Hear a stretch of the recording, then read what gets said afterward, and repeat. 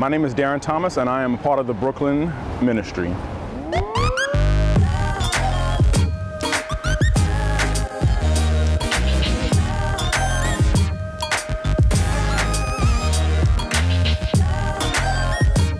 When I first became a Christian, I think the thing that impacted me most was I had been looking for a place to worship.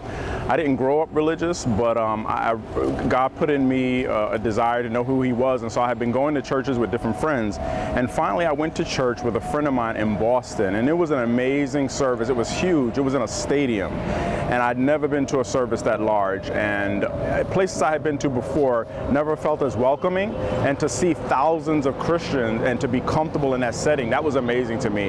And I was hoping there would be a place in New York, wishing there was a place in New York. And somebody that I met at that service said there is a similar church in New York. And they gave me the address, and then I came back to New York that weekend, and then I attended the New York City Church of Christ. And it was very much a similar experience, a lot of Christians, a lot of comfort. The address they gave me was to a theater. It was the Beacon Theater. So I thought that was a little strange that it was in a theater, but I was game. So I went, and the first service, there was no one there. The gates were down, the theater was empty, and I didn't understand it. And I went back home, and I wasn't accustomed to praying, and I'm not even sure. I just kind of spoke out in my room, I'll go back next week, and if they're not there, God, then this is not where I need to go. And I went back the following week, gonna give it one more time, and everybody was there. They were spilling into the street, it was crowded, and I asked somebody, you guys weren't here last week? And they explained to me that every other Sunday they meet in a group, and then they meet in their boroughs, and then they meet, and it just so happened I was there on a week when they didn't meet. So I was grateful that God gave me the boldness to come back, because I was really kind of afraid of the crowds, and but I really wanted to find a place to worship. So I was glad they were there the following week.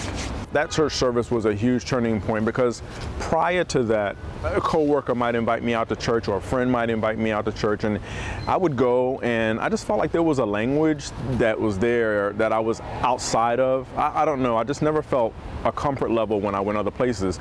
And here, I understood what the evangelist was saying. You know, everyone was just in this huge stadium, to see everybody getting along. It just seemed strange, like everybody just knew each other. It didn't make sense to me that everybody could be so friendly and embracing me, because the person who gave me the address to New York wasn't even the friend that I went to see in Boston. It was just somebody who was sitting there who just happened to promise me they would get me the address. They didn't have it on there.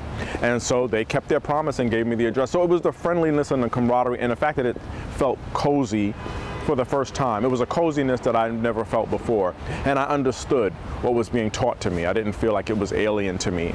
I wasn't really used to being around a lot of different people, like that volume of people.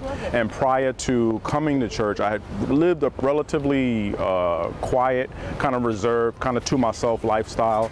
I kind of not experienced a lot of things, and so when I got back to New York and they asked me to study the Bible, I was eager to study the Bible, but I wasn't as eager to have this new life of being around so many different people. But it took me about 2 weeks to study the Bible, and then I got baptized.